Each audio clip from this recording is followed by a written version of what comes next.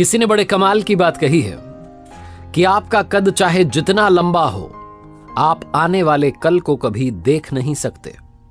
नमस्ते दोस्तों, मैं हूं आरजे कार्तिक। एक छोटी सी कहानी सुनाता हूं।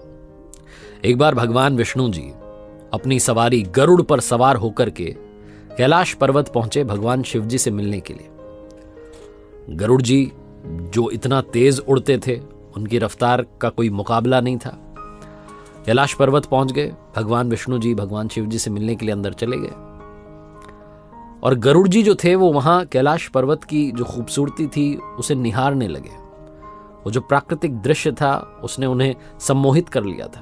वो देख रहे थे कि कितनी सुंदर जगह पर भगवान शंकर जी रहते हैं। तभी उनकी नजर एक छोटी सी चिड़िया पर पड़ी, रंग बिरंगी चिड़िया, छोटी सी प्यारी सी। और उसे देख करके गरुड़ जी सोचने लगे कि ईश्वर ने कितनी खूबसूरत चिड़िया बनाई है, कितनी सुंदर पक्षी ये बनाया है, बहुत ही खूबसूरत है। उसे निहार ही रहे थे कि तभी वहां कैलाश पर्वत पर यमदेव आ गए, यमराज आ गए। उन्हें प्रणाम किया गरुड़ जी ने। यमदेव जो थे उन्होंने आशीर्वाद दिया।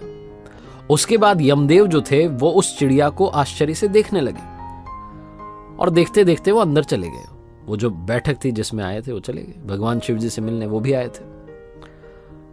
अब जब वो अंदर चले गए तो गरुड़ जी को चिंता सताने लगी कि यमदेव ने उस छोटी चिड़िया को इतना आश्चर्य से देखा, इसका मतलब उस चिड़िया का समय आ गया है, अंत समय आ गया है।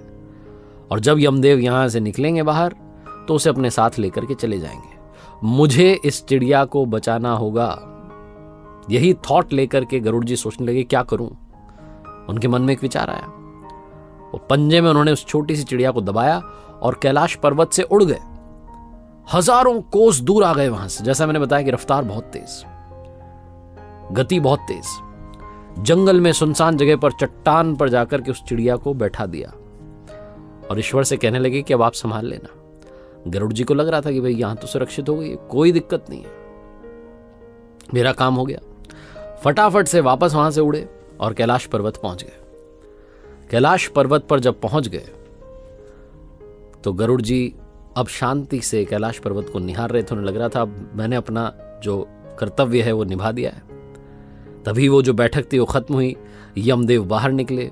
जैसे ही यमदेव बाहर निकले, यमराज को फिर से गरुड़ जी ने प्रणाम किया और पूछने लगे कि एक बात मुझे बताइए, वो जब आप अंदर जा रहे थे आप एक छोटी सी चिड़िया को, रंग बिरंगी चिड़िया बैठी थी, उसको आश्चर्य से देख क्यों रहे थे? यमदेव ने कहा कि मैं उसको इसलिए आश्चर्य से देख रहा था, उसे देखते ही मुझे ज्ञात हुआ कि इस चिड़िया का अंत समय आ गया है, लेकिन इसकी मृत्यु यहां कैलाश पर्वत पर नहीं होगी। इसकी मृत्यु यहां से हजारों कोस दूर सुनसान जंगल में एक चट्टान पर जब ये बैठी होगी तो एक सांप इसे खा जाएगा। इसकी मृत्यु वहां होगी।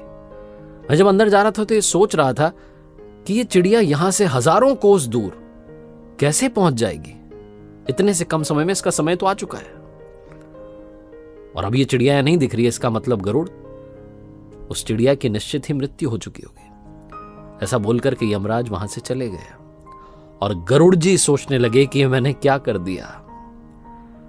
मैं खुद उस चिड़िया को वहां जंगल में छोड़ आया जहां अब तक सांप उसे खा चुका होगा, उसकी मृत्यु हो चुकी होगी। ये कहानी बस ये समझाती है और सिखाती है कि मृत्यु को कोई टाल नहीं सकता। अगले पल का किसी को पता नहीं है। हम बहुत सारे सालों की, आगे आने वाले सालों की प्लानिंग करते हैं, लेकिन हमें अगले पल का पता नहीं कि अगले सेकंड में क्या होगा। तो जैसा मैंने शुरू में बोला कि आपका कद चाहे जितना लंबा हो, आप आने वाले कल को नहीं देख सकते, उसका पता नहीं लगा सकते। कहने का मतलब सिर्फ यह है कि आज में जीना शुरू कीजिए। जो है आज में है, इसी लम्हे में। जिंदगी को अभी जीना शुरू कीजिए। अच्छे अच्छे लम्हों को अपनी जिंदगी में लाना शुरू कीजिए। अच्छा काम करना शुरू कीजिए ताकि आने वाला कल भी शायद अच्छा ही रहे। एक बार फिर से आपसे कहना चाहता हूं, जो अक्सर कहता हूं, ऊपर वाले के आशीर्वाद के साथ, अपनी सच्ची मेहनत के साथ और अपनों के प्यार के साथ कर दिखाओ कुछ ऐसा कि दुनिया करना चाहे आपके जैसा। याद रखिए, हर सोमवार सुबह 9:30 बजे मेरे साथ देखिए एक नई कहानी और हर शुक्रवार सुबह 9:30 बजे मेरे साथ देखिए लर्निंग सीरीज का एक नया वीडियो।